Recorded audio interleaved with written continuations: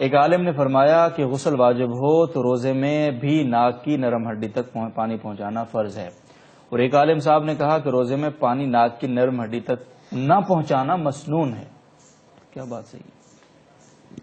صحیح بات یہ ہے کہ ناک کی نرم ہڈی تک پانی پہنچانا روزے کی حالت میں بھی فرض ہے، لیکن اس میں اتنا مبالغہ نہ کیا جائے کہ سانس کے ذریعے سے آپ اوپر چڑھانے کی کوشش کریں اور وہ ناک کے ذریعے حلق میں چلا جائے اور روزہ فاسد ہو جائے۔ بعض لوگ وامی ہوتے ہیں اور وہ سانس کے ذریعے اوپر کھینچنے کی کوشش کرتے ہیں تاکہ بالکل آخر تک پہنچ جائے، تو آخر تک پہنچتے پہنچتے حلق میں چلا جاتا ہے اور روزہ ٹوٹ جاتا ہے۔